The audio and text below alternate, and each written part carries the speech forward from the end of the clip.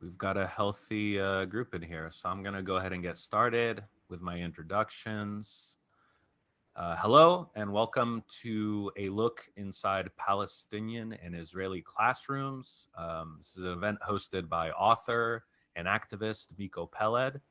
I'm Jamil, and I help Miko out with webinars and campaigns, and I'll be opening up this talk and facilitating the Q&A section. So thanks to the audience, both returning people and new folks alike. We are live streaming this event to Miko's Facebook page. So if you want to share this event with people who did not register, or you just want to get someone in right away, you can let them know to go to facebook.com/Miko Peled official, and they'll be able to watch the live stream from there. We also make each of our webinars available to rewatch, along with further reading and citations from the panel at mikopeled.com. You can also register for Miko's email list there too, and that's really the best way to stay up to date on these webinars and any other events that we're planning. So we are very fortunate today to have three wonderful guests for the panel. These are some of the foremost scholars, educators, and activists who have, committed their efforts and even their careers into the world of education, particularly as it relates to Palestine and Israel. And I'm going to take the opportunity to introduce you to them all. So we have, first off, Dr. Ilham Nasser, PhD, former senior advisory to the Ministry of Education in Palestine, a senior researcher at Advancing Education in Muslim Societies Initiative and the International Institute of Islamic Thought. We have Dr. Cassandra Newby-Alexander, who is Dean of the College of Liberal Arts at Norfolk University, Professor of History, and Director of the Joseph Jenkins Roberts Center for African Diaspora Studies. And lastly, we have Dr. Nurit Peled El-Hanan, Professor of Language and Education at the Hebrew University of Jerusalem, the Sakharov Prize Laureate for Human Rights awarded by the European Parliament, co-initiator with Palestinian Embassy in the EU of the Russell Tribunal on Palestine. So a very, very decorated panel we have here, and thank you all for joining us. So before I hand things over to Miko, just a little context. So after we released our two-part webinar, What Do They Teach Our Children? Israel's Intervention in American Social Studies Curriculum, we got a huge amount of interest and emails and follow-up from people on the subject of how Palestine and Israel, maybe as well as broader Arab and Muslim framings, like intersect with primary and secondary education, basically K through 12 curriculum. And we wanted to investigate this phenomenon beyond just what happens here in the US and get into Palestinian and Israeli classrooms. So we wanted to expand this webinar series in order to examine the direction and the substance of school curriculum we find in modern Israeli and Palestinian K through 12 environment, while contrasting them with what we know about, the very lopsided US curriculum. And we know about some of those influences and interventions. So that's, broadly what we're going to be speaking about today. And I think we're all really excited to hear the panelists' insights and research. In terms of housekeeping for the event, there is a chat room, so feel free to chat amongst each other there. I'll be trying to cite any of the resources that the panelists are citing throughout their presentations, and we'll also do a follow-up email which collects all of those citations with links so you can do some further reading and investigating on your own. After the panel discussion, we will get into a Q&A. So at any point in the event, if you have something you'd like one of the panelists to answer or all of the panel to answer, then feel free to use that Q&A button at the bottom of your Zoom bar, and I'll collect those. And I think that should do it for housekeeping. I'm going to pass it over to Miko to get the event started. Okay, thanks, Jamil. And thank you, everybody, for participating. For the panelists, if you don't mind, we'll make it casual. I'll just call you by your first names. And so thank you, Cassandra, Ilham, and Nurit. I'll make a disclaimer, Nurit is my sister. And so the fact that we share a last name is not a coincidence. And it's great to have, the level of expertise that the three of you bring to the table to discuss this issue. Like Jamil said earlier, this is the third of a kind of a three-chapter uh, series, if you will, about the issue of education and the intervention in education and racism in education and what is actually taking place in the classroom, which is something that I think most people kind of take for granted, that our kids are being taught in public schools what we want them to be taught or what we're told they're being taught, which is fair and balanced and perhaps, not too politically slanted one way or the other. The first two sessions that we had, the question was, what are they teaching our children? And that really was that was kind of the topic. That was the subject of these two panels. And what we learned was really pretty shocking, I have to say, especially in America, where people are still arguing whether children should be taught creationism or evolution, for example, to find out that on the issue of Palestine, the issue of the Middle East, the issue of Israel, that region, the things that are taught are either biblical, which of course is not history, and that the influence of the pro-Israeli groups, some of the Zionist groups in America, on the actual curriculum in the social studies curriculum is vast, and they reach into the classrooms and they make sure that their perspective is shown, their perspective is taught, and there's always a pro-Israeli slant and an anti-Arab, anti-Muslim, anti-Palestinian slant. And this is happening in every state. There's a lot of work being done by these groups, pro-Israeli groups, in every state. And thankfully in Virginia, there's a Virginia Coalition of Human Rights. In Texas, there's a Texas Coalition of Human Rights.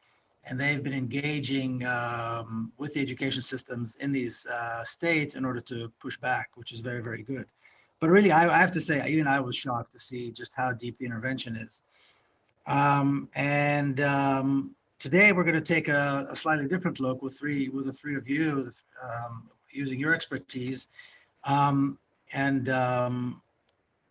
going to start with Cassandra, and your perspective is more of what happens here in the United States, and like what you call the master narrative is how it's being taught in regards to the issue of civil rights and the treatment of African Americans and so forth. So I won't speak for you, but please go ahead. Well, thank you so much, and I very much appreciate being a part of this incredible panel. In 2019, I led an executive team from Norfolk State University's Center for African American Public Policy to actually meet with the governor of Virginia. For those of you who may know, our governor got into a little bit of trouble with the blackface picture. And so that we wanted to use that to open the door to start having a conversation about issues involving race, because so much of this was deeply embedded into not just the psychological narrative of America, but the way in which we teach and approach history, education, and so forth. And so he opened the door for us to meet with him and his entire executive team for the entire day. And so we met with, at one point we met with the Secretary of Education to also talk about how can the Commonwealth transform the state from its longstanding racial inequities, especially with regards to how the standards of learning are politicized so much that really it's the traditional white male format that's presented. And that actually makes history difficult to understand. And we've also had the ability to meet with a number of young people of all different races and nationalities who have echoed the same sentiment. Well, after our meeting, the governor really took our recommendations seriously, and he created a commission on African American history education and asked me to be one of the 2 co-chairs for that particular commission. And the commission is made up of people from all over the Commonwealth who are scholars, who are educators, who are in the schools, both public and private, in some capacity, to really make recommendations about how we can bring this very rich history of Virginia to the forefront, and the rich history in America to the forefront that really was impeded by all these kind of political agendas that were a part of that particular, or our standards of learning. And to give you an example, the commission noted that there's a framework that even belies definitions of certain terms. So in American history, the Americans are usually referencing only those immigrants from England. The Americans expanded across the nation, completely ignoring the fact that there were nation states that existed on this land that they simply expanded through. There's this idea that America stands for freedom and justice and so forth. And our American history is littered with examples that that was the last thing America stood for. And so we said that first and foremost, there are 10 key concepts that will help to ensure that, that we teach the fuller history and that we stop segregating African American history from US history in general. And some of those concepts, those 10 key concepts, include freedom, imperialism/nationalism, colonialism, racism, and specifically the definition of systematic racism.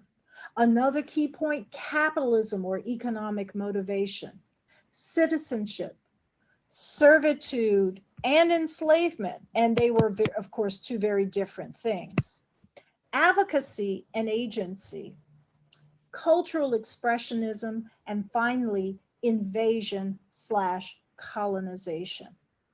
Now, it's clear that teaching requires identifying and then deconstructing a set of fundamental misunderstandings or misdefinitions about whatever topic you're about to discuss. And I want to give you an example of one.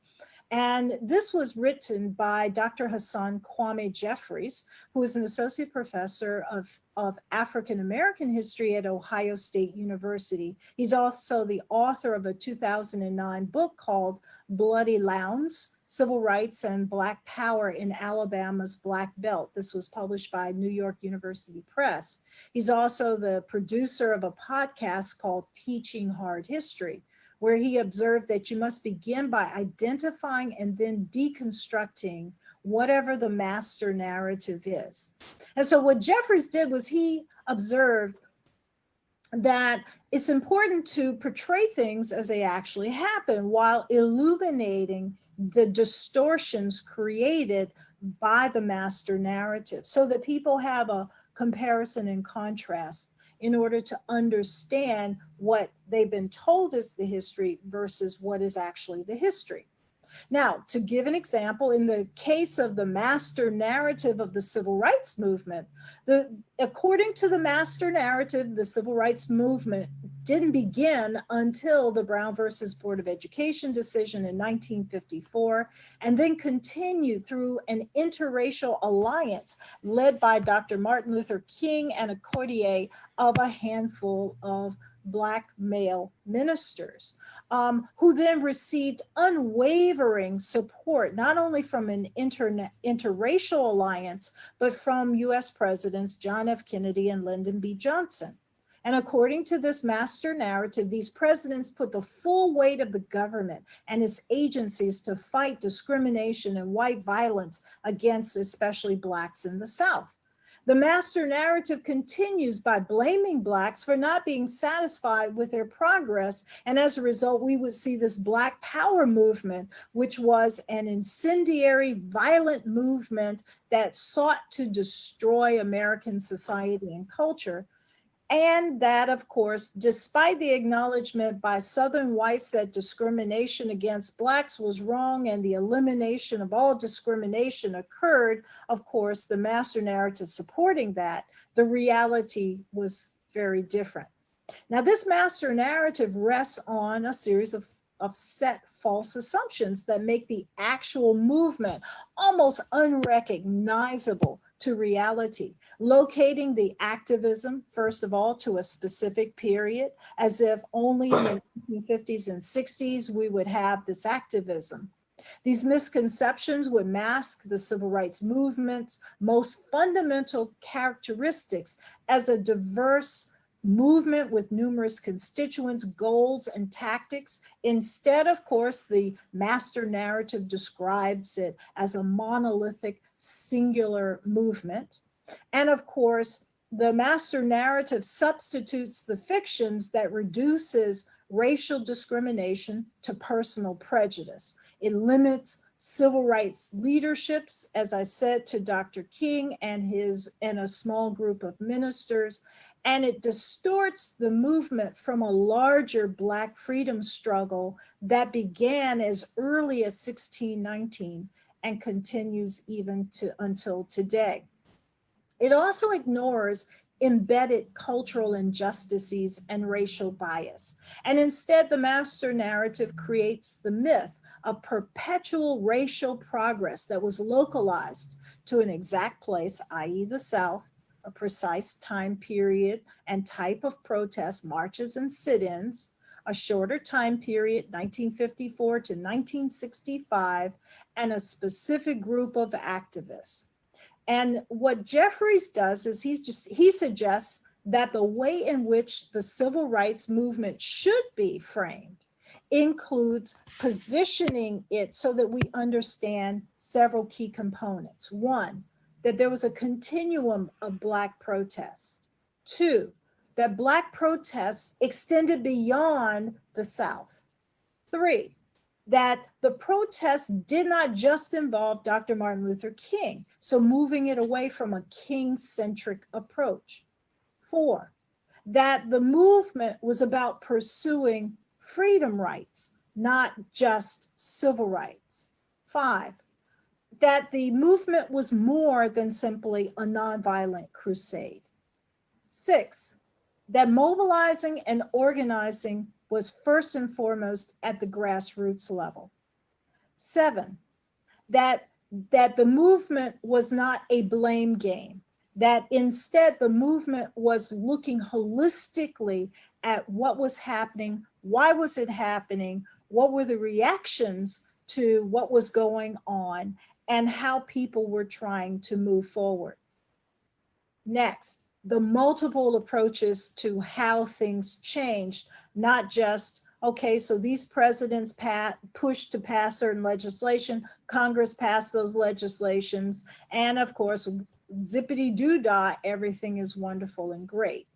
And then finally, measuring victory and defining defeat, and really looking at where we are today, because of course, the protest movements of today are showing American society and the world actually, that all these things that we said was over and done with is far from being over and done with.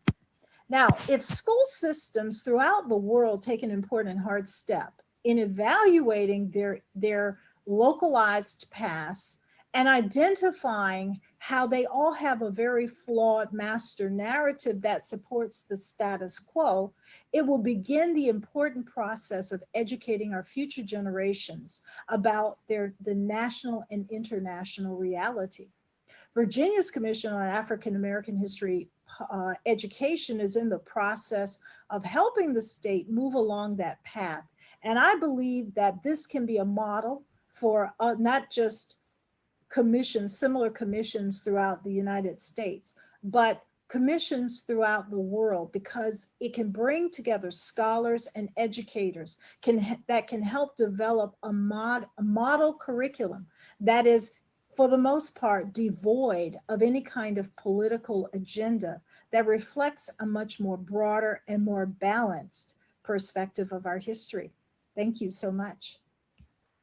Wow, thank you, Cassandra. Can I ask you, so this master narrative that you described so very clearly, is it being challenged? In other words, how is it, and how, if so, how is it being challenged both in Virginia and in other parts of the country?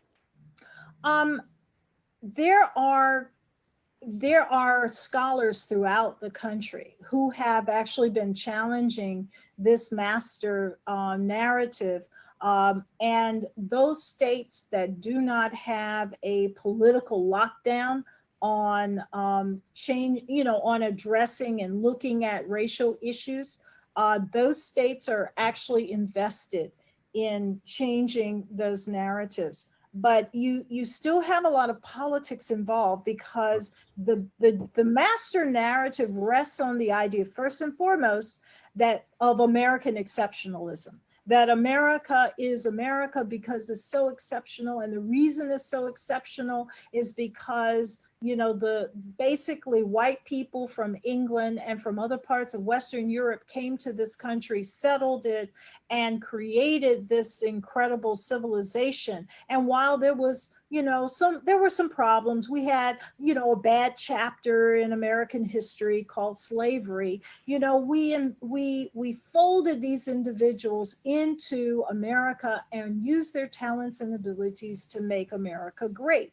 But America is not great when they are in the driver's seat. You still have to maintain, white supremacy and white male supremacy in particular, to maintain that trajectory of greatness. And so the master narrative embeds those ideas into it, and there's quite a bit of resistance to that throughout the country, because of the investment that so many people have in how history is being told, because that gives some people, a sense of ownership. But it is also a weapon to try to extinguish efforts to change that narrative so that it is more historically balanced. And the reason I brought this out is because I see this kind of issue as an issue throughout the world, of any groups who are not the power brokers, and in their effort to try to change the narrative, they face the same kinds of hurdles and situations. Yeah, I want to ask you also, I know, and again, I'm new to this, but what I've learned over the last, weeks doing these panels, it seems that on the issue of the Palestine-Israel issue and the way it's portrayed in the social studies classes and curriculum, it seems that the battleground, so to speak, is the social science conferences and the review boards, the state review boards, when they review curricula. So is this the same battleground that Oh, yeah, it's actually even worse. And that's why Virginia moved away from adopting a textbook to having a different format in place, where they get the scholars to create a general narrative, and then they use a whole host of vetted resources to help teachers and provide them with an appropriate guide. Because in the United States, the textbook industry is driven by what happens and the interpretations that are accepted from Texas. And Right. Texas has Right. a very reactionary approach to the narrative Right. that just makes things flat out wrong. And Virginia has had its black eyes and its broken jaws with textbooks that actually talked about how thousands of African American men served in the Confederate Army, and they served with distinction and blah, blah, blah. And of course, these were from bogus websites that completely fabricated history. And it was because the person who was writing, one, was not a historian, two, was connected to someone who was on the state review board. And so there was a kind of an evil coalition going on, or collusion, I should say, going on between what the people wanted to see and what they started writing and then adopting in the textbooks. And so Virginia has simply moved away from those textbooks that are very politically driven. And I would say that the more successful models are doing that, and they're adopting these writings and these other kinds of texts. Sometimes a series of articles governed by a general narrative or general outline. But these are written by scholars so that they ignore, or they kind of bypass the politicizing of what should be adopted. And they go more towards what are scholars saying on this particular topic, and how can educators take that information and break it down to their different, their different educational levels, whether it's K-3 or, higher. And so that seems to be a much more effective way that is taking place throughout the country in various states. Brilliant. Thank you so much. I'll move on to Nurit now. I remember when you were working on your now very famous book, the Palestine Israeli textbooks, Israeli school books, which was groundbreaking, and still is, I think, in many ways considered groundbreaking. And I remember we talked about this, and one thing you said way back then was you were wondering, how is it that Israeli kids who go to Israeli public school and learn what seems like a pretty liberal kind of education end up being able to put on a uniform and doing the things that they do once they're in uniform towards the Palestinians. And that was kind of, if I remember correctly, what drove you, or one of the things that drove you to researching the textbooks and writing the book. So go ahead, please. Okay, thank you very much. Yeah. Yours? Oh, okay. I'm going to show you PowerPoint, and I'll speak as well. You're breaking up a little. We can't hear you very well. Your internet connection is unstable. Yeah, let's see. Wait. Okay, see that? Yeah, better. You broke up. You were breaking up. We can't hear you very well.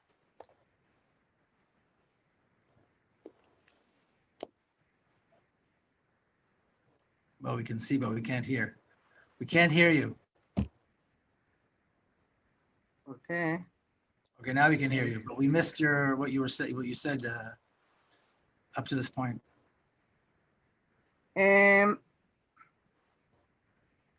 Okay. Now you hear me? Yeah. All right.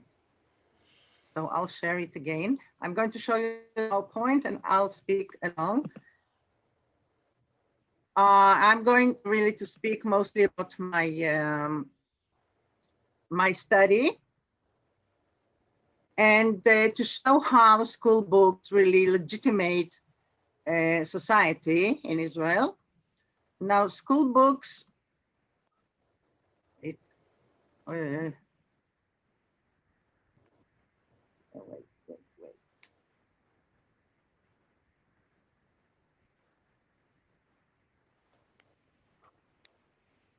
It doesn't move, Nico. What? Jamil, what's there's a problem here. You should be able to advance advance the PowerPoint by clicking or pressing the next button. Here we go. There you go. Okay.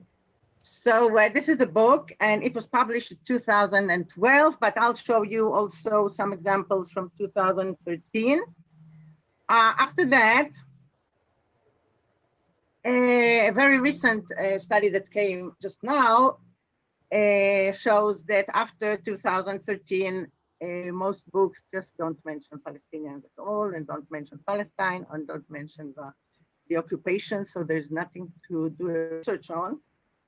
And this is what he says, Avner Ben Amos. It's not a simplistic denial claiming that this reality doesn't exist. It's more complex denial based on the fact that education officials know the reality in the territories, but are unwilling.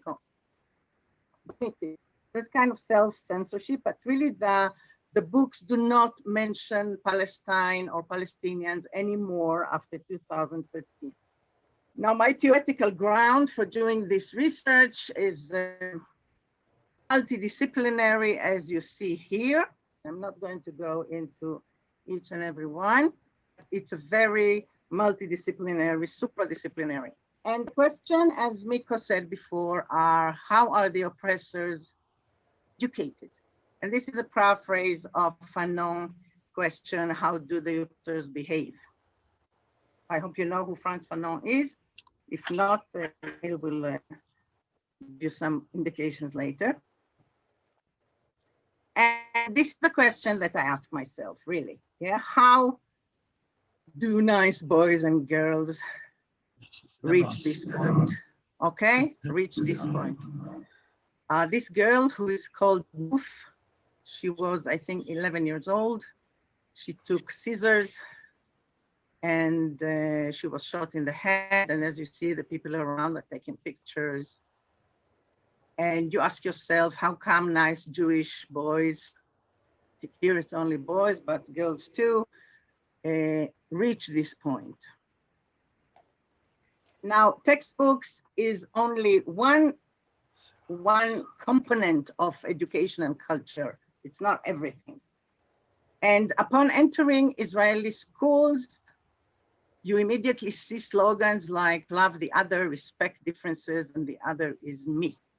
Also, history curriculum, that is one of his goals, to promote understanding towards others. So all these slogans somehow are being effaced. Now, I'll speak a little bit about the situation in Israel. Israel is what is called ethnocracy. Although it advertises itself as a democracy, it is not, because there's one ethnic group that dominates all other ethnic groups, both culturally, socially, economically, and legally. Arab Israeli citizens cannot buy land wherever they want and cannot have any job they want legally. So it is not only an atmosphere of and discrimination, it is discrimination by law. And Israel was never interested in teaching or in reaching. There was never any, oh, you don't hear me? I hear you fine. Okay. There's never been any peace education and encouragement for Jewish children to mix or to meet Arab Palestinian students. And I'm talking the Palestinian citizens of Israel, not the Palestinians in the territories. Since 1940, there hasn't been a single peace proposal that is not based on the logic of and settlement, which means that the colonial law of elimination part of the policies and of education. Now in Israel, since there is one group that dominates everything, and it's a small group of others, all other groups are marginalized, but we can divide them into two. One is the imported Jewish and non-Arab. And by that I mean, for example, from Russia, we have about 500,000 who are not Jewish and were brought to Israel for all reasons. So be molded and cultivated to suit the ideal of a Jewish Western democratic state. And therefore they undergo some kind of symbolic cultural elimination and what is called inner colonialism. They are submitted to the state for years until they are cultivated enough to be integrated. Some of them have been here for 2 generations and it's still not enough. So it's a process of a really inner colonial civilization. The other group are the indigenous Arab Palestinians who are not candidates for integration in the society and never have been. They are not to be assimilated in the society, and they are perceived as race, meaning a group that cannot change. They are racialized.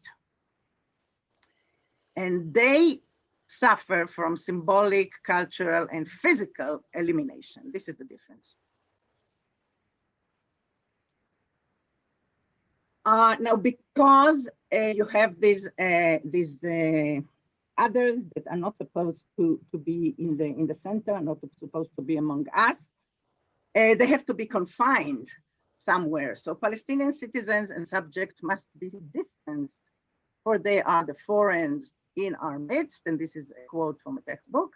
And Ethiopian Jews, for example, as Arab Jews before them in the 50s, are concentrated in camps until they can make the leap into the 20th century or the return to Judaism. They have to go forward or very much backward in order to be integrated. And as I said, 2 generations, they haven't done it yet. And for example, for the Ethiopians, once they leave these camps that are called centers of absorption, where there is this inner colonialism ruling, they cannot buy a house wherever they want. There are certain places where they can buy a house. Now, sociologist Zygmunt Bauman, who wrote a very good book called Holocaust and Modernity, talked about the Western idea that started in the 18th century and the Enlightenment of social order, which means that states think they can garden the society, to put someone in the middle, to put someone in the margin, to eliminate some, and so on and so forth, which was culminated in what Nazi Germany did. But every nation state does that in lesser horror than the Nazis, but trend, as Bauman says. Here, for example, you can see what I said about the others. This is a diagram of Arab population in Israel 2000. So on the upper side, you see, so the title is Jewish versus Arab population, but on the upper part, you see Jews and others. You can see it in English. And on the lower part, you see Arab population. Now, who are the others if they are not the Arabs? So the book doesn't explain it to the children, but they can assume that these others are non-Jews who are not Arabs, and that's why they can be in our group, whereas the Arabs are another group, the Arab citizens. Also, visually, you can see that while the couple on the upper side is pretty funny, it doesn't have any ethnic characteristics, but on the lower part, you have 2 racist icons of Arabs, the Arab with a camel and his crouching wife. By the way, this icon appears on every chapter where this book, this geography book, speaks about Arab citizens of Israel. Now, Cassandra spoke about the grand narrative, master narrative. So of course, in Israel, the master narrative is the Zionist narrative, and so the history of school books is private. All books have to be authorized by the ministry, and they have to obey some principles and assumptions of this narrative. And I will say, by the way, that all over the world, the reason we have school books, why do we have school books? Why can't we just learn from books? Books are a tool.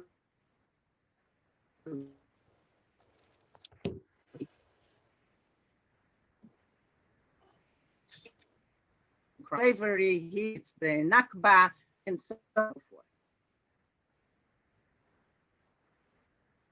And now Israeli school books are meant to legitimate the Zionist act of conquest settlement to both Jewish and Arab students who received the same book translated to Arabic.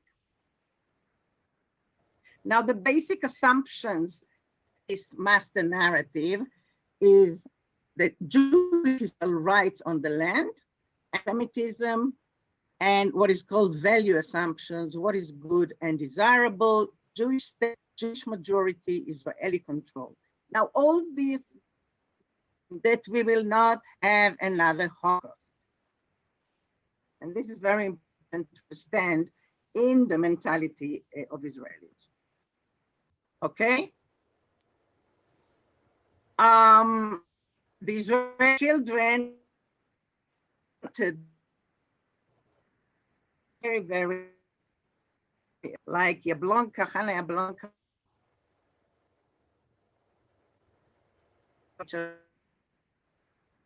but all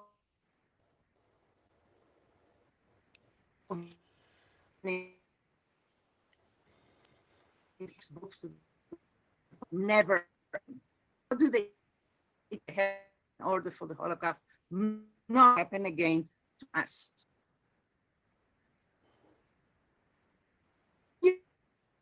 You distance people to them, so our price, the UN and ambassadors,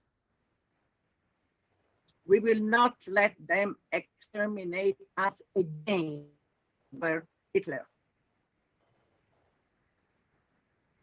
or teach children.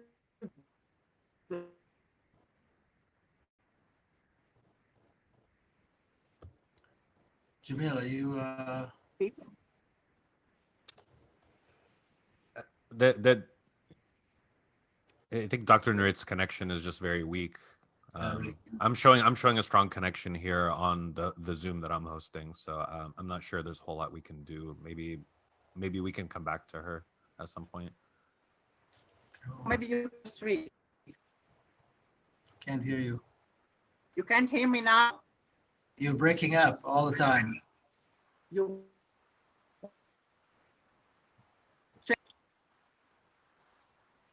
It will take 5 minutes. Huh? Mhm. Miko? Yeah. I can go to another room. It will take 5 minutes. 5 minutes? Yes, about 5 minutes. Yes, I just have to connect again. Okay, go ahead. All right. Maybe we'll, okay, go ahead. We'll, maybe we'll take less than 5 minutes.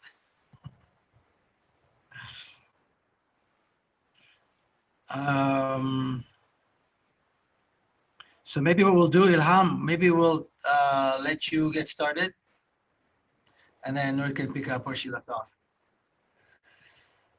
All right, sure. Well, can you hear me okay? And now I'm worried about my connection, so I hope good. Sounds very good. I want to thank you for including me on this panel. It has been very informative so far, and it brings up a lot of discussion points that I think are relevant across the three spaces, school systems that we are addressing today. So thank you again, Miko, for including me in this program.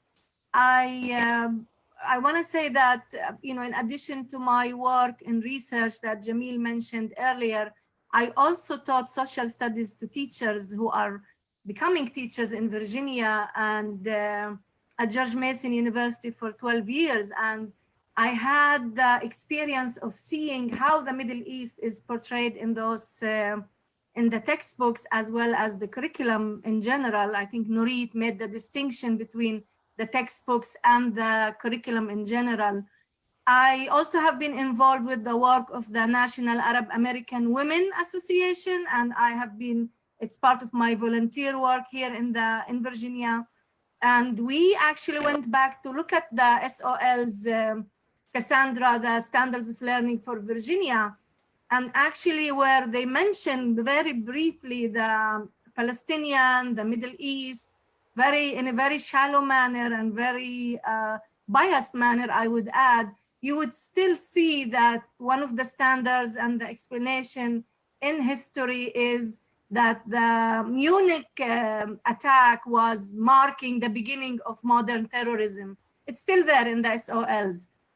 So I wish we are at a place where Fairfax County, Virginia, in general, is taking this issue to the scholars and to the teachers to complement, but I think that we're not there yet. But that's not why you asked me to be here, but there are linkages that I see already, and I'm very happy for that.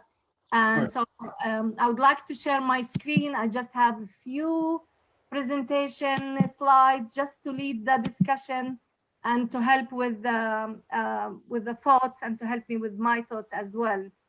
My talk today was to address 4 questions regarding the Palestinian curriculum, and I was involved with the Palestinian curriculum in different capacities. One, when I conducted a study on the English for Palestine curriculum, and after that I worked as well. I was invited by the ministry to work on the first national curriculum for Palestine for kindergarten, which is run by the school system. So I just want to make sure that when we ask the question about the framing between the Palestinian curriculum and the Israeli curriculum and how they portray Palestinians, I am very sad to say that there isn't much difference in terms of the absence and the silencing of the Palestinian people's narrative in the Palestinian curriculum as well as the Israeli.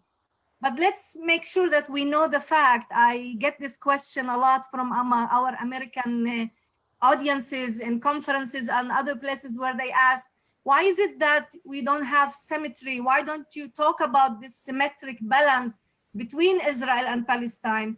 The basic fact is that there is a state of Israel, but Palestine is not really a state that is independent. It's actually under Israeli occupation still, despite Oslo, where the Palestinian Authority that was formed after Oslo was given control, partial control, I would say, of areas A and B. What we're seeing today, that area C that was kept out of the Palestinian Authority ruling, is actually where the annexation is happening right now with Israel.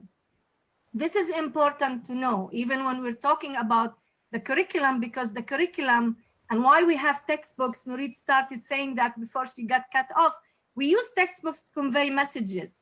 And usually governments use textbooks to convey messages about who we are, about national identity, and about the roots and history and so forth, languages, civics, religion, and on and on and on.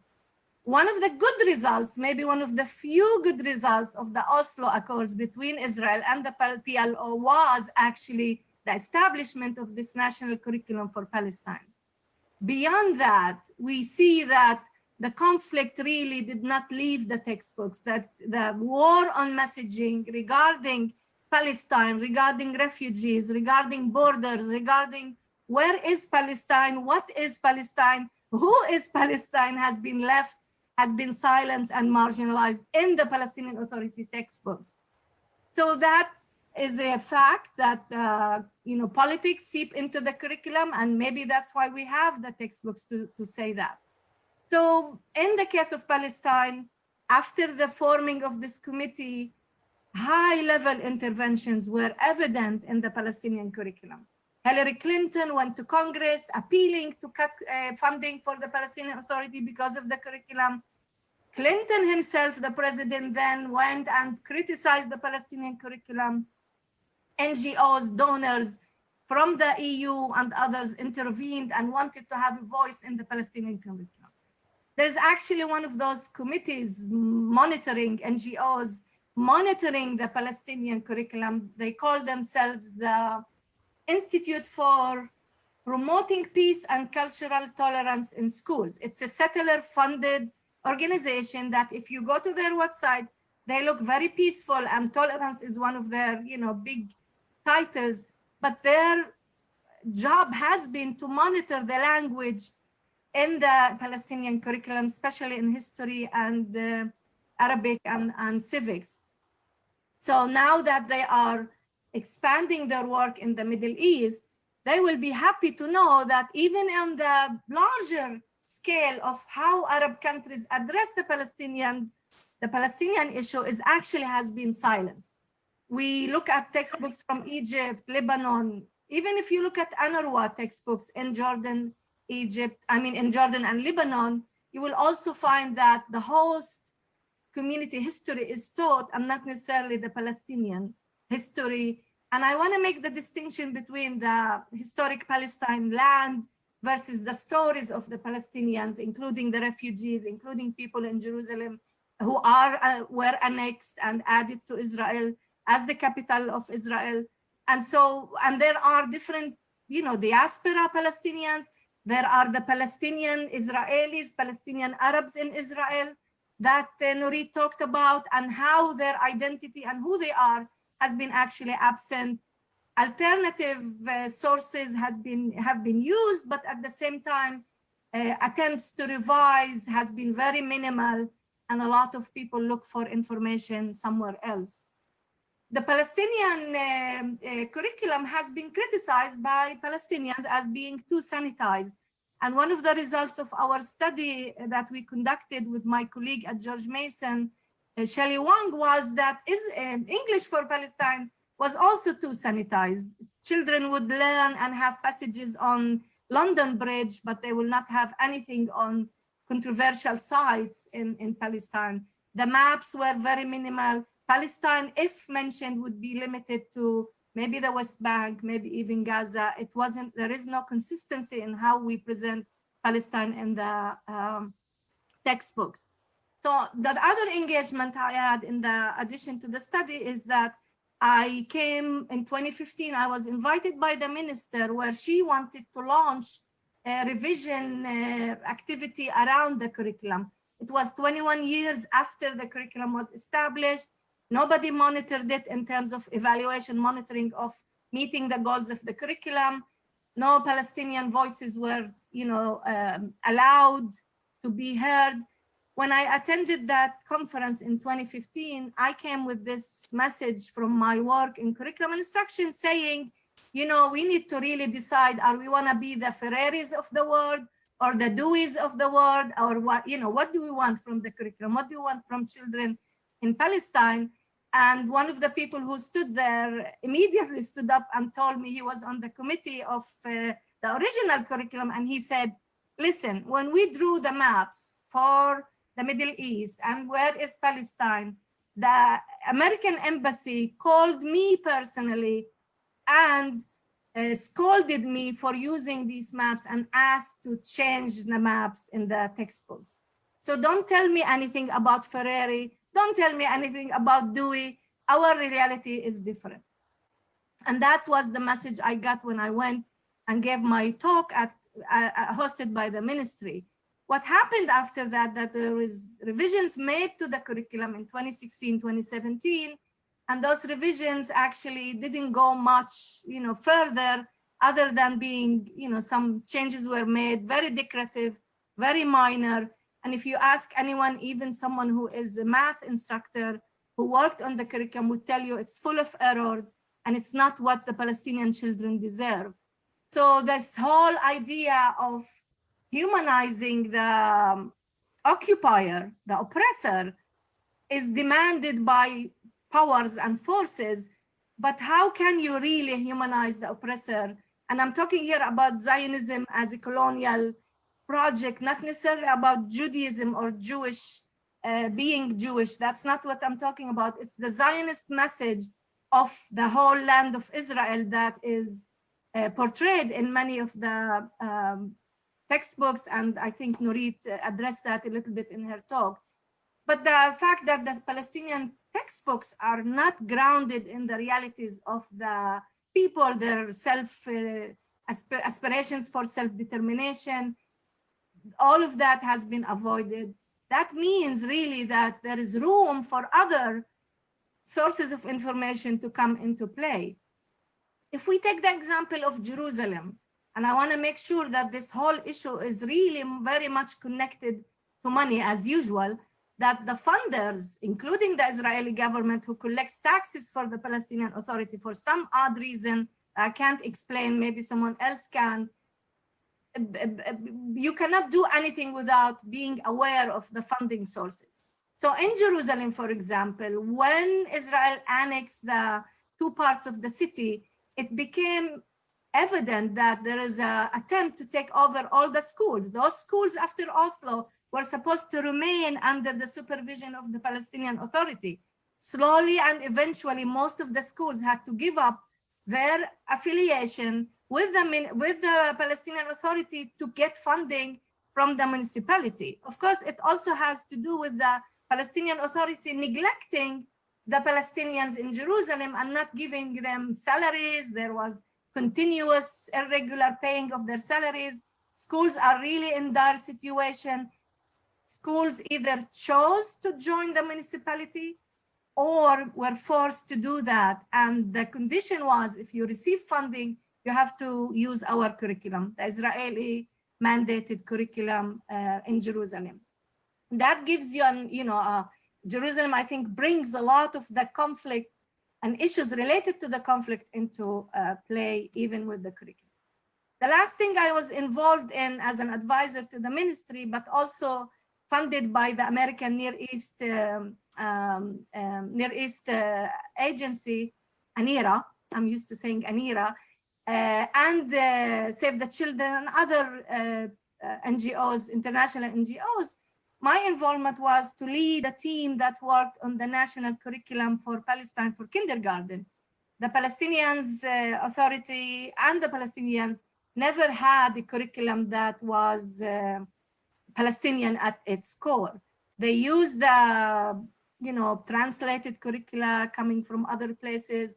They used the Jordanian. They used some pieces that were put together by local NGOs. But there was never what's called a framework for education in kindergarten in Palestine, and there wasn't a national guide and curriculum for teachers. That project lasted for a whole year, where I was there physically in Ramallah and worked with a team of ministry people, curriculum people, INGO for a whole year to put this curriculum together. One of our units was the beautiful Palestine, very simple for little kids to learn about the beautiful Palestine. Look outside your window and see the greenery, see the, all of that. But what do Palestinian children see in many places? They see the wall, the separation apartheid wall, and they see checkpoints. So even when we put this beautiful Palestine unit in the curriculum for kindergarten, you cannot really avoid the reality that when you step out of the classroom, you will see graffitis on the walls, you will see messages of liberation on the walls. And that's where those messages become not necessarily problematic, but they become part of what we call the hidden curriculum, right? That these, we learn outside the classroom with our teachers what we want to learn. So in this unit, we try to actually formalize and bring it to become legitimate to teach about the maps, to teach about Palestine, to teach about holy places and spaces and so forth. And even when we did that, as mild of a language as we used, we were actually criticized for mentioning that we would like to strengthen the Palestinian identity. And I was called on that, and I said, you know what, tune it down. I don't know if I can tune it down even further and be true to what the children of Palestine need. This is an important part in the textbooks. This is an important part in child development and human development. And without having this strength in feeling belonging to a group, you really cannot build other identities and develop other identities. So the teachers have a huge role to play. But what happens is, with the absence and the silencing of the narrative, Palestinian narrative in the curriculum, we are also unable to address issues like pedagogy and how do you teach. At the beginning of the development of the curriculum center, Ibrahim Abu Lagad and others were into looking at critical thinking and active learning and child-centered learning. What happened is that if you open that up, you will have those questions that teachers don't really know how to answer. Where, where are we? Where are our limits? What's going on? And is our national authority doing what they're supposed to do? Those questions, will be silenced. The pedagogy will be silenced. At the same time, we're silencing the narrative. I think that this connection is important to make, that when we rely on memorization, part of why we do that is that we are not trying to raise critical thinkers. We are not trying to raise a new generation that doubts the narrative and want more of what makes them belong, what makes them part of that culture and society, and aspiration for a Palestinian entity, a Palestinian self-determination, and so forth. So I think that we are left with some internal questions, and I'll close with that. I'll be happy to take questions, but the occupation will end. You know, someone told me, you know, the Ottomans were there for hundreds of years and they faded away. The Zionist colonialist project is there, but it's not gonna stay. We will have our independence. And so the main question is, okay, so how do we prepare for that? And you know, Palestinians on this, out of the audience might criticize me for like, well, this is not what we need right now. Well, no, we do have to have these internal conversations about, okay, what remains in the curriculum that will help us ask the question, the right question of, you know, what do we want the Palestinian child to be after being in school for 15, 17 years or so forth? Where do we want to see that Palestinian child, regardless of the occupation or not? And being someone who grew up in Nazareth, and Nurit talked about that population, which is about 20% of the, maybe 18% of the Israeli population is Palestinian. And I'm from Nazareth. So when I grew up, going to my schooling and through my schooling, we were not even permitted to identify as Palestinians. I got in trouble so many times and, you know, called by, I'm not going to say who, but asked about identifying as a Palestinian, even holding the Palestinian flag, using the symbols of the Palestinian were not something that we would do without being reprimanded and maybe even jailed. So we sought the information outside the textbook. We asked about Mahmoud Darwish and his aspiration for Palestine, because we were taught about Rahel, the famous Zionist poet, and her aspiration to be sitting at the Kinneret, or the Tiberias Lake that we call it in our in Arabic, you know, Tabariya versus Kinneret, which we were taught. We were taught how Rahel and the poet was aspiring to sit and write her poetry at the Kinneret, but we never were taught how Mahmoud Darwish was driven out of his village, and his village was destroyed along with 450 more in the Galilee. But that meant we sought information outside the school and outside the textbooks. And that is something that we need to actually talk about. Where do we see that all of those linkages between the Palestinians everywhere, the diaspora in the US, in Europe, in Latin America, in refugee camps in Lebanon? We all have families in the refugee camps in Lebanon. We all have connections to the Palestinians in Jordan. I have relatives in West Bank. So that whole fragmentation of the Palestinians, it has to come together in some internal dialogue about what are we aspiring for and how we can work together for our own narrative. You know, until now, we don't even have one book for children in the whole Arab world that talks about the Palestinians, the refugees, the Nakba, you know, in Arabic. Most of the work is scholarly, targeting European audiences, Western audiences, but not something that children could consume. And when I'm asked about resources, we're putting together a list of resources for Fairfax County teachers and Loudoun County teachers through our work with NAWA, my work with NAWA Education Outreach Program.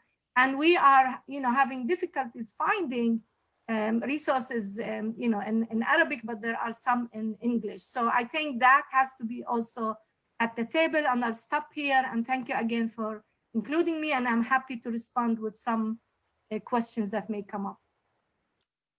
Thank you, Ilham. I wanna just touch on a couple of things that you raised before we go back to Nurit, and hopefully the Wi-Fi will work better this time.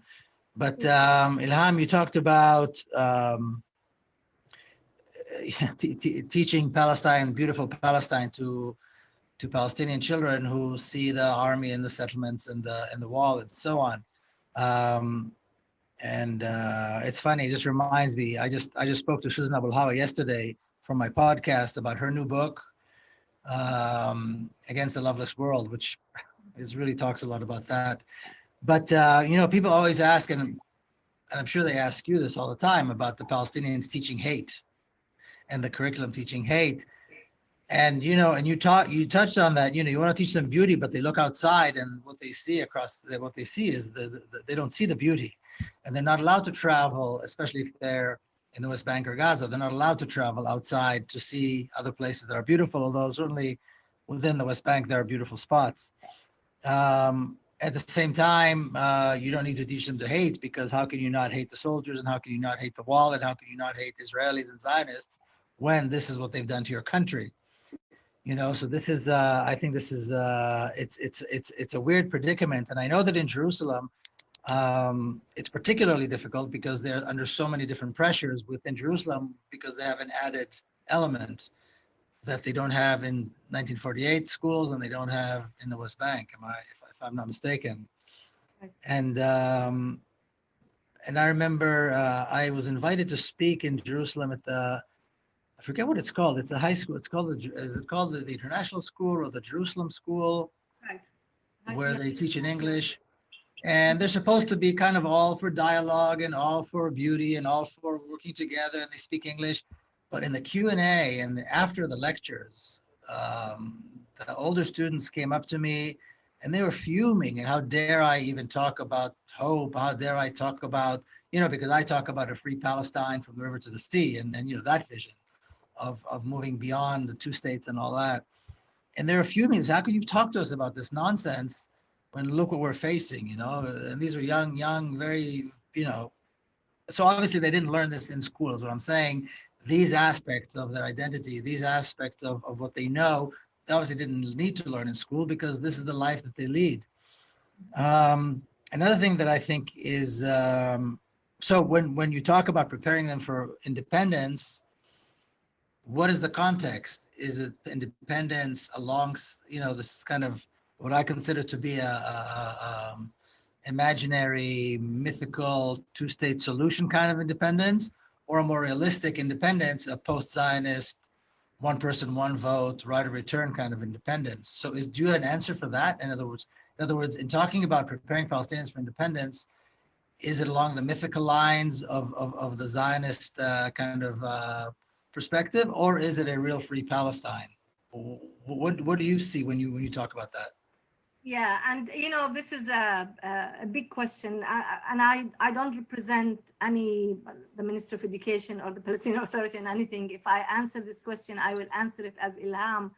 But what happens usually is that when we talk about these topics, even when we were putting the curriculum, the guide together, these conversations came up. What do we teach children? And people from the ministry would always say, let's not talk about that. This is controversial. We want to teach peace. We want to teach justice, But when we talk about beautiful Palestine, we end up talking about olive picking and the beauty of bringing olives. And they love this olive idea. And even when you talk about olives, you cannot not talk about the destruction of olive trees, by the settlers. For me, when I talk about independence, I think that it has to have the core of independence from the beginning, from the family to the neighborhood, to the community, to the larger context. Whether it's a two-state solution, which I don't think is viable, I agree with you, to the one-state solution, I think this is where we're heading, and I agree with a lot of people.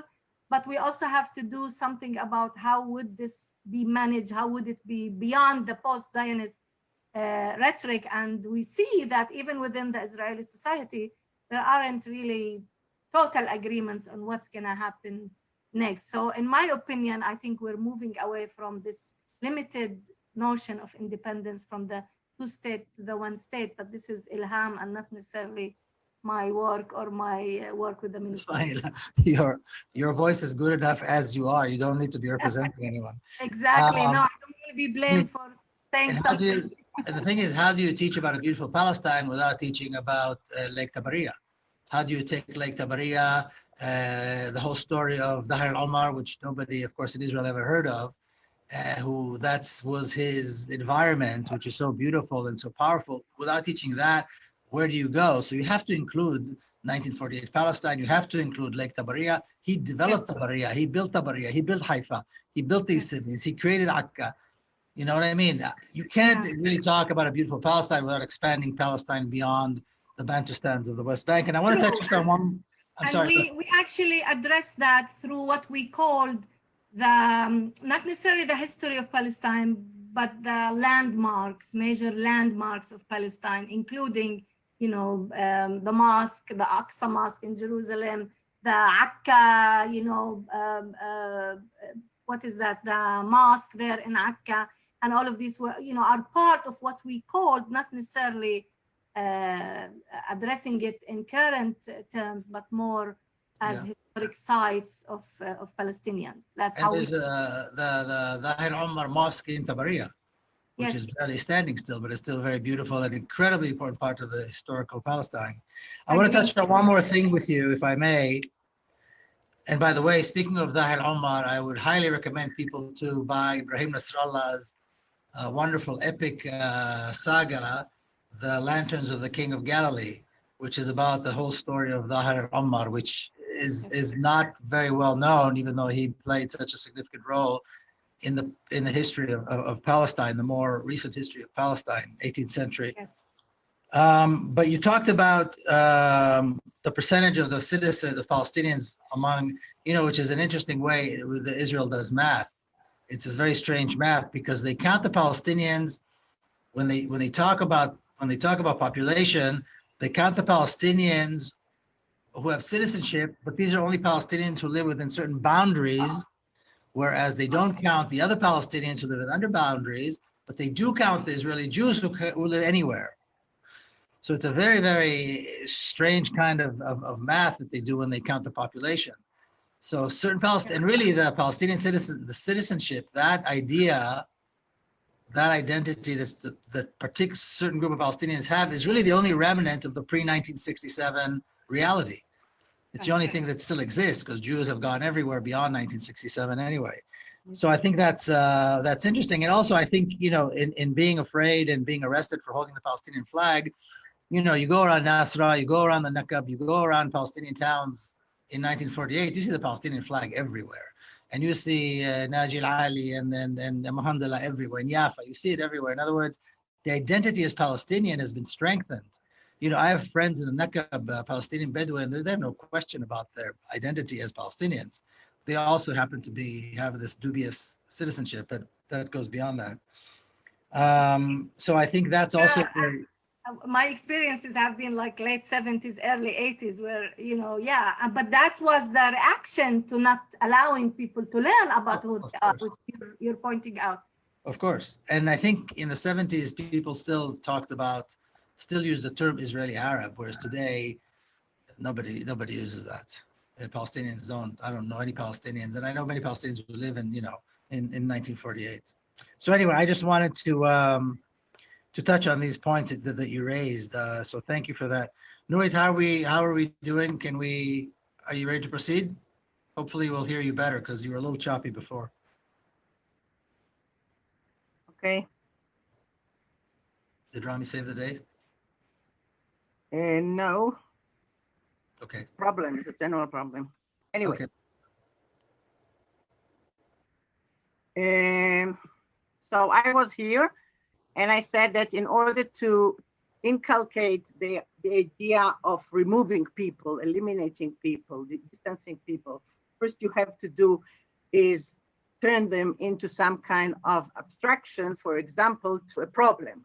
Okay, we all know that. Oh, now it doesn't move. What's going on?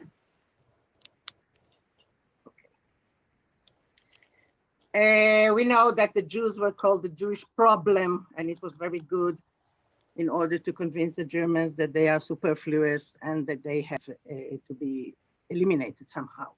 So wherever you have racism and what is called minorities, you turn them into problems. So Palestinians are called the refugee problem, developmental problem, demographic problem, and security threat.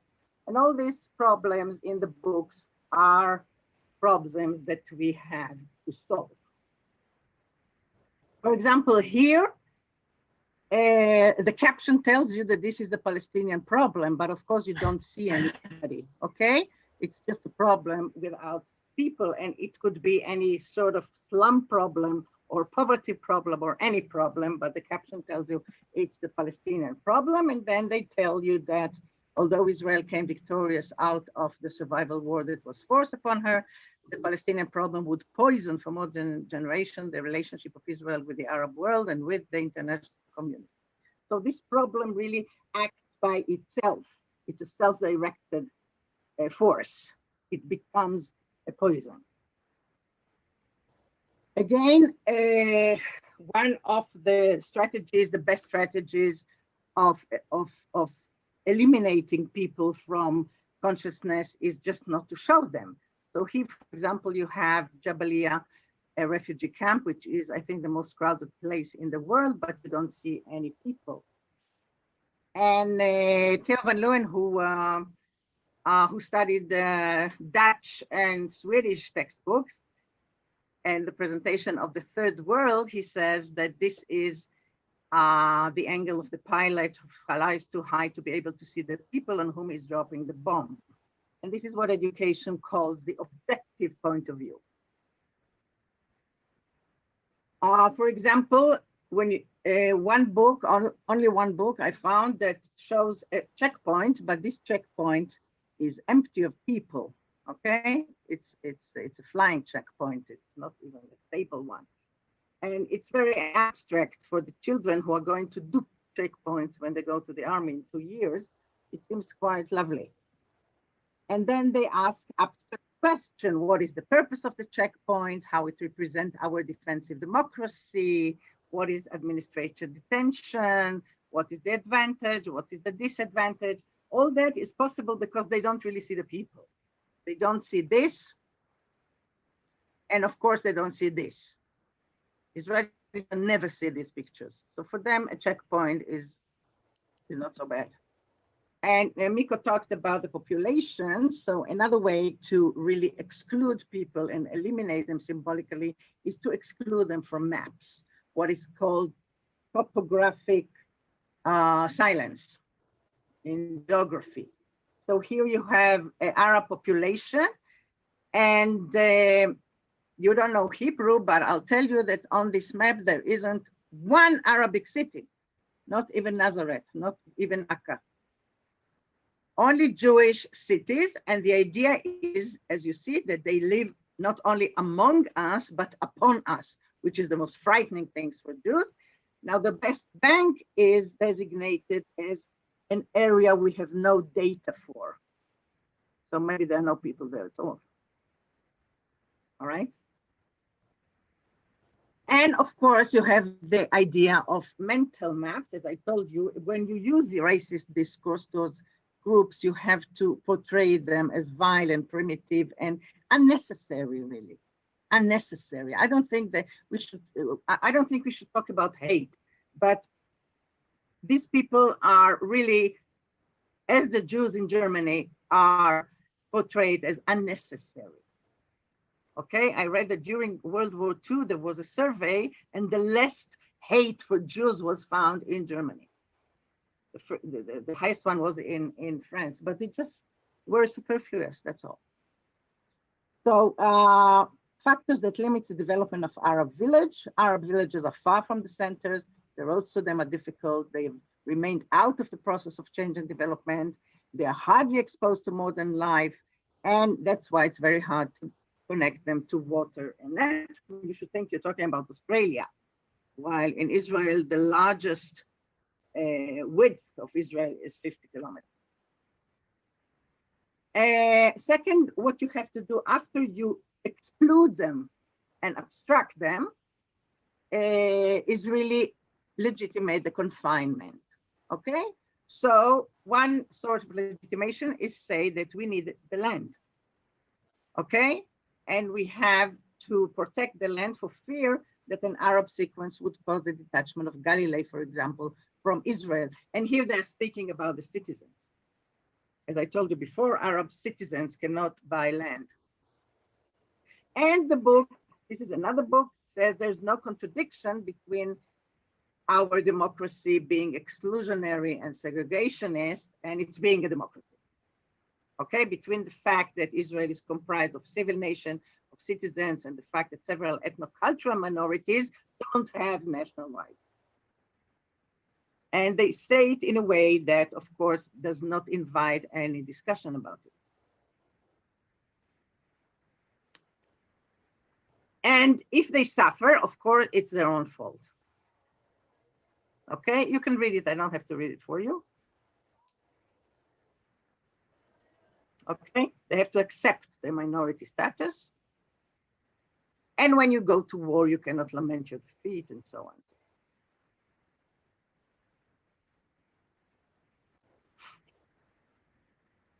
Now, this kind of discriminatory conditions are naturalized in the book. Okay? 45 settlements are unrecognized by the state. This is it. It's a fact. Again, an assertion. It doesn't invite any discussion, any contradiction. That's the way it is. That's why they don't have electricity, water, and super infrastructure and so on. That's the way it is. We can live in a place where 45 settlements of citizens are unrecognized and don't receive any services. Now, the confinement, of course, legitimates the military government and the occupation. This is one book you can read. Of course, the vacant lands are the lands confiscated from these same people. And the famous law of citizenship. Okay, the book brings the law of citizenship, which does not allow Palestinian families to live together if one of them is from Israel and another is from the territories. And the book says that some defend the law in the name of Israel's defensive democracy and the danger of terror, which is always the ultimate excuse. And the other, we want to keep the Jewish character of the state. Now, the Supreme Court said it was unconstitutional, but rejected the petition against it because it was an emergency law. And the book says human rights are not a recipe for national suicide, which is a quote from Supreme Court Aaron Barak. Now, what is called majoritarianism, this is the main thing about Israel. The highest value, the highest need, the highest necessity is to be a majority. Anything. This justifies anything. Okay? So, for example, Plan B, which was the cleansing of all the villages from Jerusalem to Tel Aviv, strengthened the military power and created a Jewish territorial sequence as a strategic asset. And this is good. I mean, this justifies it. It legitimates it. I wouldn't say justifies. And then, of course, after all that, it's very easy to legitimate killing and exclusion. All right? So, as I said, you have to use racist discourse to persuade the children that these people are superfluous and need to be eliminated somehow. Okay, so this shows you how primitive they are and how asocial they are. They are unwilling to give anything to the general good. And you stereotype them. When you stereotype people, Bauman says, whatever marks remains of the face serves as badges of membership, the signs of belonging to a category of which the owner of the face is but a specimen. This is, for example, the only ways that Palestinian citizens are depicted visually in Israeli school books are: one, primitive farmers, you see? Two, the racist icon that we saw before. Okay, nobody looks like that. Nobody looks like that in the whole world. It doesn't matter. It looks like that. Nobody ever looked like that. Nobody ever. No. It's taken from Alibaba stories with European drawings. Terrorists and refugees. You'd never see an Arab teacher, writer, doctor, actor, singer, musician, nothing. And what Alport said in 1957, if you know his very good book, the victim group has long been types people have begun to lose the power to think of them as individuals. Okay, now this majoritarianism legitimates killing. The escape of the Arabs following the Deir Yassin massacre solved a terrifying demographic problem. And even a moderate person such as the first president Weizmann spoke about it as a miracle. Okay, that's the point. We are not rejoicing their death, but we are legitimating it by the far-reaching consequences, which is called in the literature consequential explanation. You take the consequences and you explain. Okay, after another massacre, here I quoted Membe, I hope you know him, Achille Membe. Each enemy killed makes the survivor feel more secure. So the Kibya massacre, the slaughter of innocent Palestinians in their homes, brought about some confidence to Jews in their homes and restored the morale and dignity to the army and helped it become a deterring, vigorous army and so on and so forth. Okay? So they don't say there was no slaughter, but it was good for the Jews. After the 56 campaign in Sinai, these are the questions. 50 Egyptians were killed, 40 were taken prisoners. In what way can such a headline influence the morale of Israeli citizens? Okay. Do you think it was enough? Now, the books don't give explanations really why they should be killed. Sometimes they do, very rarely, and then it's technical. The loudspeaker encouraging the inhabitants of Deir Yassin to leave the village didn't work. So they were killed. Or the soldiers did not know the people were hiding in their homes that night.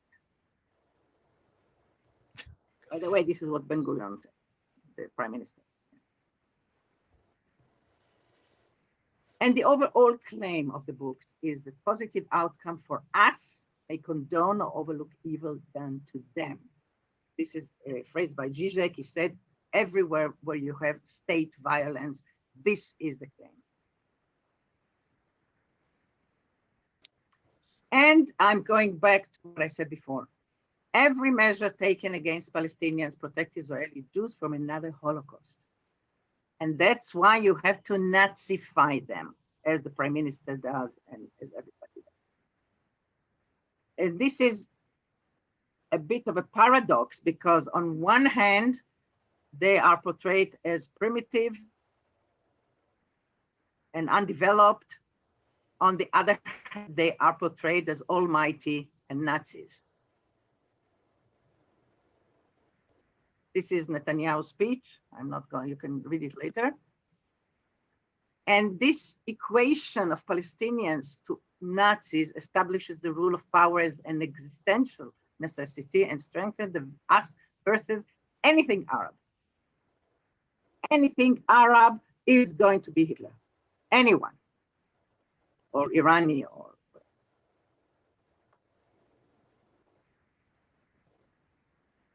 Okay, I say that. And what they do, they command the Israeli students to ignore the other drama, that of the victims, and look ahead of injustice to the favorable consequences for the Israeli nation. Okay, which is the political way, the military way. And they teach what Caroline Coffin, she studied school books in Australia. They all have the same problems, yeah? And she said they teach the discourse of power of politicians, of generals, and at stake the disciplinary politics of truth. And they teach what is called elite racism, which is a racism that comes from above, from education, from leaders, and so on. It's a racism that inscribes itself in practices, in discourse, representations, but it is meant to, it expresses the need to purify the society, to preserve one's own or our identity from all forms of missing, interbreeding, or invasion. This is the great fear. Now, that's why the society is thus divided. Oh, they are only 20%. 50 meters from here, there are another 4 million, but we don't count them.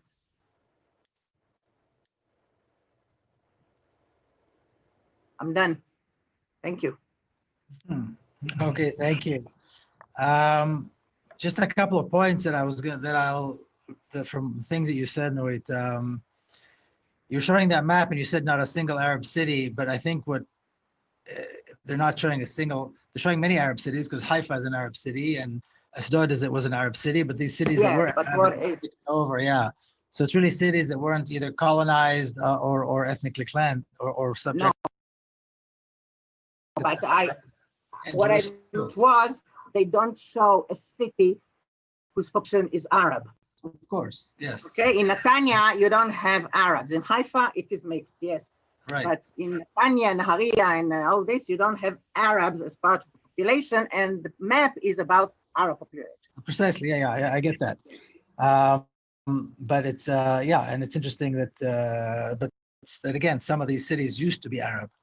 Yes. And then the remoteness of the Arab villages, which is why they don't get water. But of course, as soon as there's a Jewish settlement, suddenly the water finds a way, and the electricity find a way, and the roads find a way to get there overnight, which is very interesting as well. The thing is that they are not remote. You cannot say remote, 20 kilometers from the center. No, but of course. The thing about mental maps is that people don't really know the territory. They only know the map. And when you inculcate kind of mental map, it influences them. Alport said on election day. Okay, that's why when people say they are streaming in, okay, they don't know the map, they don't know where they come from. So it's a wonderful trick, right, to create such a mental map, and also it excuses the discrimination. I mean, they're so far away, and nobody asks. Excuse me. There's another book where they say at 80, a lot of Jews came to Jaffa port from Poland, from Russia, from the Balkan, and even from far away Yemen. And I also always say to my students, take a ruler and tell me what country is the closest. But the thing is that this book went to 4 committees. And this is the power of mental maps. Nobody saw that. And it's a great power of mental maps. Yeah. And that's why they do it. Yes. Another point you touched on, the 45 unrecognized towns in the Negev, which of course we know get no services, and the poverty there levels are very, very high. And now with COVID, the conditions of COVID there are terrible. And it's interesting because, number one, like you said, these are citizens of the state of Israel. About half of them serve in the army. And many of them serve, and it's not all of them, many of them serve. And we're talking about over 100,000 people. In other words, the actual population of these unrecognized towns is over 150, close to 150,000 Palestinian citizens of Israel. And what's also interesting, that quite often across the street from some of these towns, you have the Israeli colonies, and the highest standard of living, and some of the highest standards of living in Israel are in the Israeli settlements in the Negev. So you have Omer, which is, maybe the 4th richest town in all Israeli town, across the street from a township called Tel Saba, which the poverty levels are horrifying. And so we can accept it when it's the Arabs living in poverty and all this, but even though across the street you've got all these Jewish-only towns that have everything, nobody's questioning, well, why does this make sense? Why is this recognized? And if you're going to build a Jewish colony or a new town, why not include everybody in the new town? Why do we have to completely continue to segregate, even when we're talking about citizens of the state within what they call the legitimate part, so to speak, of the state of Israel? But as you said before, citizenship or citizenry does not count in Israel. Israel is the state of all the Jews wherever they live, not the state of its citizens. Yeah. The citizens are discriminated by law. It's not a state that counts its citizens at all. That's why, for example, now 17,000 American Jews are going to come to Israel when Palestinians are in closure, because Israel is theirs. And when I say Israel, it's the whole Israel Palestine. Yeah. That's a nobody speaks about citizens and the rights of citizens. Yeah. Only the rights of Jews And of course, and the rights of minorities. Yeah. Yeah. Because if you count them, they are not a minority. Of course. Of course. Which is why they do this funny math. Okay, I think we can probably open it up to questions now. So Jamil, I wanted to say something about Ilham's talk. Please. Can I? Yeah, please. Yeah, of course. Yeah, something that I think should be very clear is that Palestinians can plan and do whatever they want, but their curriculum is financed by World Bank, by the EU, and so on and so forth, who actually work for Israel. So they cannot do what they want in their books. Of course, they cannot teach hate because it is censored, and they cannot plan anything without the consent of these financiers who really work for Israel. And what happens now in East Jerusalem really is that they are all passing to the Hebrew Israeli curriculum because they're fed up and they want a university that functions, and they hope to get some jobs. And it's a huge change what is going on there, because before that they were studying the Palestinian curriculum censored. And my colleague Samira Alayan could not be here today, but she has a wonderful book about education in East Jerusalem, but also she has an article called the White Pages, where she shows that children received textbooks where you have the heading of the chapter and then 3 or 4 white pages because it's deleted. Yeah. So the situation is not whether Palestinians are doing this or that, but whether they can do anything at all. And that is why the phrase of teaching hate is so irrelevant here. Even if they wanted to, I don't think they want to, they have other troubles, but even if they wanted to, they are censored. They are so censored that they cannot speak about the Nakba, they cannot speak about the refugees, they cannot speak about Jerusalem, they cannot speak about anything. I think they teach Islam up to the 17th century, and that's it. So it's a very heavy occupation on education. I had a student who was a teacher, an Israeli Arab student who was a teacher, and he told me the first time I meet Mahmoud Darwish. It was a translation class, so I brought all kinds of poems, and he said it's the first time. So it's not like you have a choice and you say, okay, we'll be nice. You just don't have a choice. Yeah, but they control the textbooks. They cannot control the narrative outside. That's right.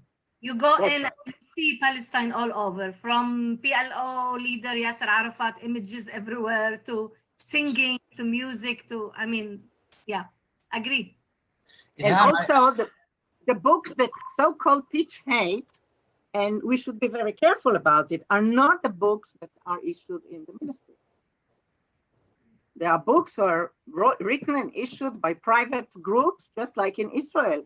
In Israel, we have books written by very known rabbis that are given to soldiers and tell them to kill Palestinian babies and rape Palestinian women. But these are not the Ministry of Education books.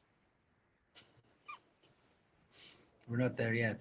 Ilham, I wanted to ask you the name of the NGO, the monitoring NGO that you said is actually run by settlers. What is it called again? Can you give us that name? It's funded by settlers. At least that's what I found on the website. But the Institute for Monitoring Peace, Tolerance in Schools, IMAP.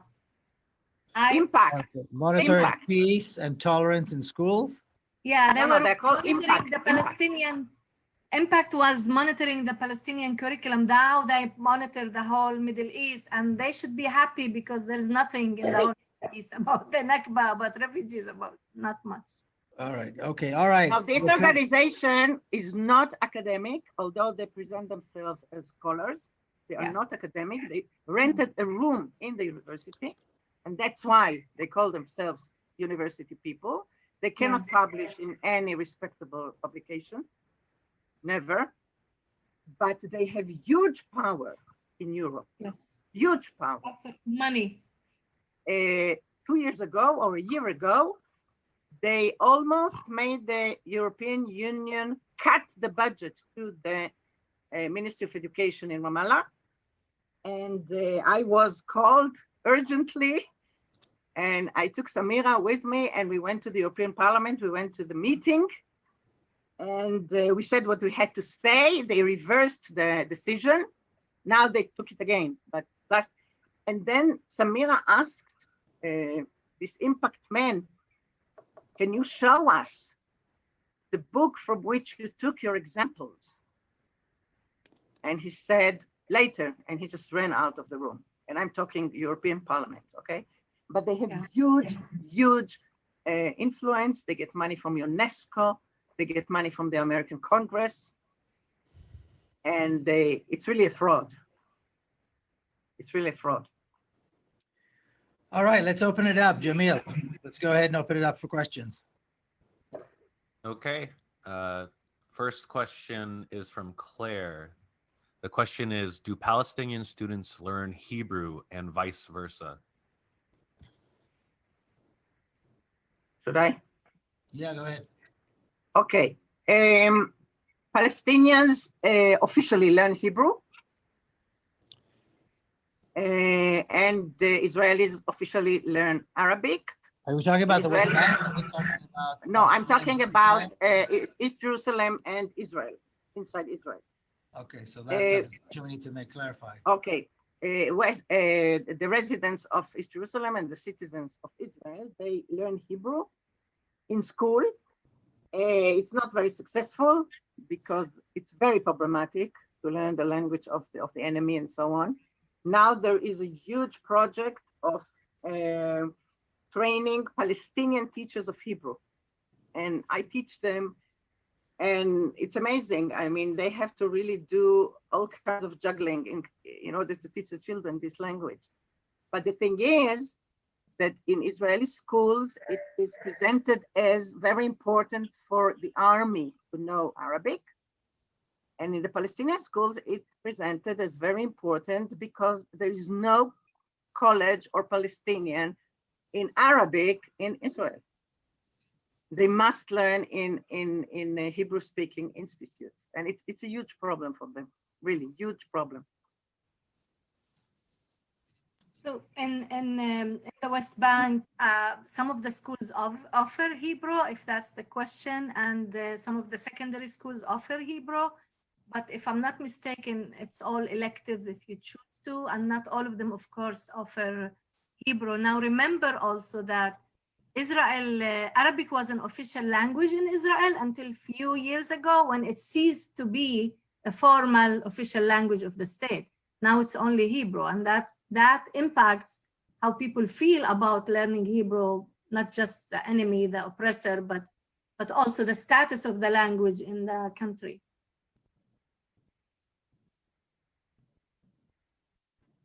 Okay. Okay. This one is from Winifred, and it's more a comment than a question, but I think it could lead us to an interesting conversation. So they're referencing the children's book called P is for Palestine. And they're saying that this book was protested against vehemently by Zionist communities in the United States. That's right. Also, the inclusion of Arabic in the state of California's curriculum has been under attack by a combination of ultra-right and Zionist groups to the point where it may probably be withdrawn this Thursday. So they're bringing up P is for Palestine, and then the state of California's curriculum also being under attack. If any of the panelists have comments about either of those.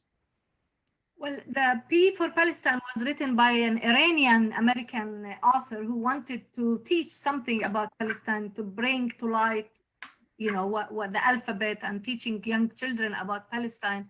And it actually has been banned in some libraries around the state, and of course, immediately was attacked by different groups. It's a lovely book, I think, and I use it, I give it as gifts to people who need to know more. So I do recommend it highly to those 134 people on this chat. Yeah, I second that. It's a lovely kid's book. Opposing it is absolutely delusional. Opposing it, saying anything wrong with it. Noor, do you know the book, Peace for Palestine? Have you seen it? I'll get you one. I'll send you one. It's a very sweet little book, kid's book. You know, I'd like to offer a point.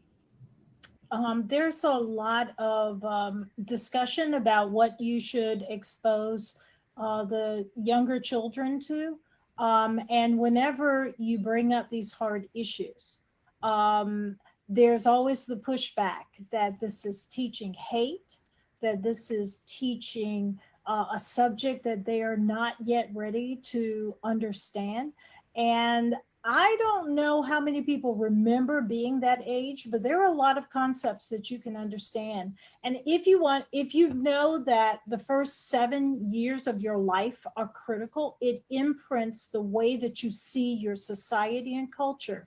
If you do not include information about the hypocrisy of society, and children understand mistreatment. They understand when they're held to one standard and other people are held to another standard that often is inferior to their standard. They understand how you can do harm to groups of people. They get that. But we don't teach that in the world. We lighten the understanding of young people to, I call this a very Pollyannish view of life in the world. And then children are faced with the reality of information, usually by the time they reach in the curriculum of the US generally is the middle or junior high school levels, or sometimes even high school levels. And the worst case scenarios, they're never introduced to these concepts. And then they walk away with a false understanding because their sense of the world is governed by a very narrow and inaccurate narrative. And so I'm a strong advocate that young children need to be faced with these things, and you can make it age appropriate, but they need to learn about these things. And that's why there's been so much resistance to even using the word slavery in the American curriculum, which is nonsense since the overwhelming majority of American history was slavery. And yet people keep talking about it like a chapter in American history. And I call it, oh, this must be a 2-chapter book, because if you say that's a chapter and you ignore everything else, then it must be a very, very short discussion. And so, you know, and you all have a more difficult time incorporating Palestinian history because you have the religious side of the West. The West that sees the Arabs as the enemies, as somehow anti-God, as the crusaders against God. And so then you're sort of caught up with this cultural narrative really fueled by religious ideas that somehow to talk about Palestinians as human beings and as people whose land was invaded is an affront to God. Can I ask you just a follow up on that, Cassandra? So you talked about slavery. What about the Native American issue? How early would you introduce that, and how? Briefly, I know you could probably teach a whole semester on that. Well, in so many ways, and especially along the East Coast of the United States, Native American history is inextricably connected and tangled up with African American history. And most people don't even realize that Native peoples were enslaved. You had for years a number of Latin Americanists who made the argument that slavery was only African based, that there were no Native Americans who were enslaved, which was nonsense. In Virginia, they captured Native children especially, but sometimes adults, and they sold them into slavery in other parts of Virginia or Maryland or the Carolinas or in Massachusetts. And so there is this very bizarre narrative about Native Americans as somehow being like Pocahontas. And so you see this Native American narrative that ends their presence after Pocahontas dies, that somehow there's this coalition between Native peoples and the English people coming in, and they reconcile very quickly, and this marriage was a reconciliation, and then we move on, and the thought is they simply intermingled themselves and disappeared. And of course, Native peoples are not monolithic. The experiences of those on the East Coast is very different as we move further west and as we go north and south on the two continents. And of course, the whole Native experience in the Caribbean has been all too often ignored, that they were extinguished as a group of people, so much so that when you think of a Caribbean, a Native Caribbean, you think of someone of African descent as opposed to a Native person. And so, you know, the story is very, very complicated, very diverse, very local oriented, and, you know, regionally based. But, you know, you look at how Native peoples have tried to reconstitute themselves over the many generations. There's this idea that somehow Native peoples just started to create themselves as nations or reconstituted themselves as nations in the 20th century, when you can see the reconstitution as far back as the 18th century. But each time they've made that effort, they've been either marginalized, isolated, or completely destroyed using the military power of the United States or vigilante groups.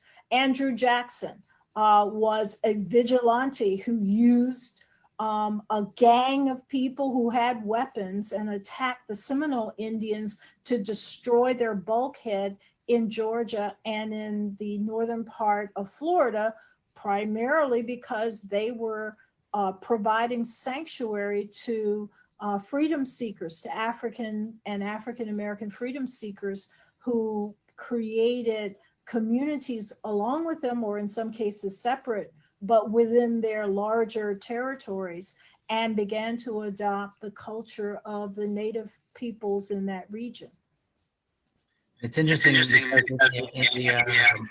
the Native American Museum in DC, the Smithsonian, it's all described basically as some big cultural misunderstanding. So it's very, very troubling. Okay, Jamil, should we go on? Do you have another question? Other questions? Yes. So this one is from Joanna. The question is, do educators in Israel challenge the curriculum? Are they forced to teach such propaganda? And is there a disciplinary action taken against them if they do challenge it? Most of them don't. People are very patriotic in Israel, and the security threat really paralyzes them. But in the last 2 years, there have been 2 teachers who dared say something against the army and against what is going on in the territories, and they were fired. But there's one principal in Tel Aviv of a very prestigious school who is 2 really, who are doing it all the time and nobody touches them. But this is a special case because nobody would touch them. And they are really militant, and they don't let army people come into the schools. I don't know if you know, but in Israel, from kindergarten, army people come to the classes and build the admiration for the army and prepare them to be soldiers and so on. So these two principles object, and they don't let these people, the army people, in. But I told you about 4 people, okay? But usually the teachers, even if they know, I see it on my students who are all teachers, when we study textbooks, they know, they realize what is going on, but it is very hard to change and bring other things. I think that in Israel we have so far more academic freedom than in other countries that I know, like the UK, for example. Okay, teachers can really do what they want. Nobody checks what you teach, especially not in university, but also in school. But there is this patriotism and self-censorship. And the study that I quoted before of Avner Ben Amos, who just came out, he says the same thing. They could have done more, but they don't want to.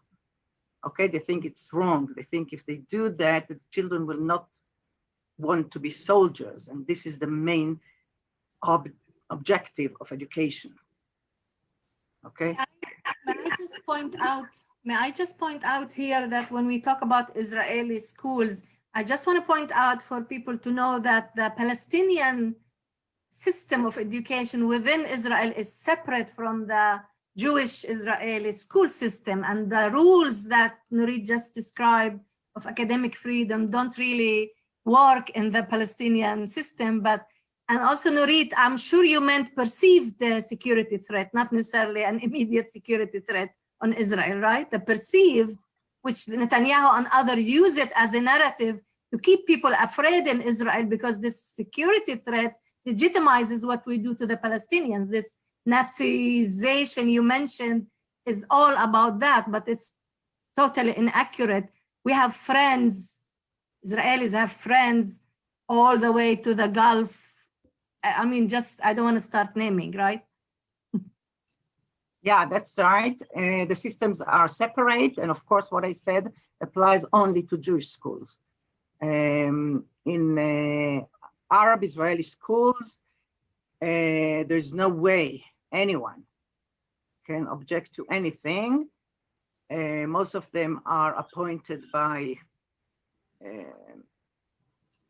the authorities, and they are constantly examined, they are constantly supervised, they're constantly spied on, their Facebooks are broken in, and it's a different reality altogether. You're right, different reality. The academic freedom is for Jews only.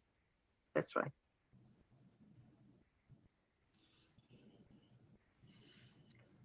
Okay, next. Okay, this one is from Roxanne, and the question is, what is the state of refugee camp education? Is it of the same standard as state Palestinian schools?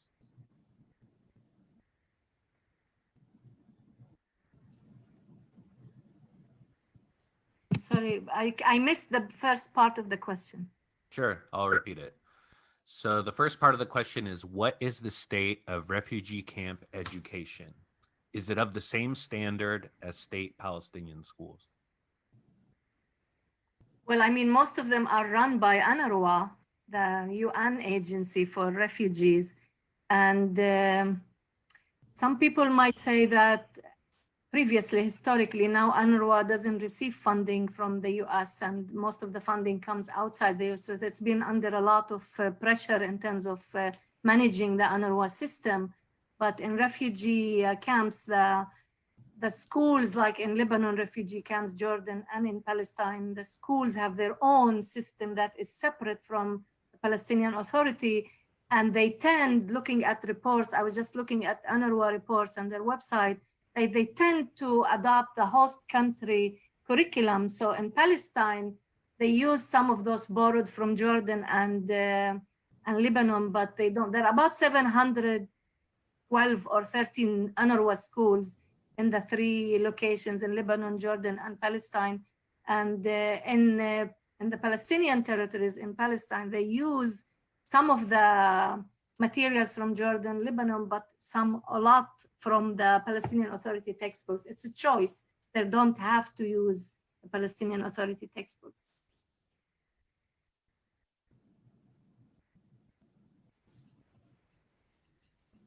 All right, move on to the next one.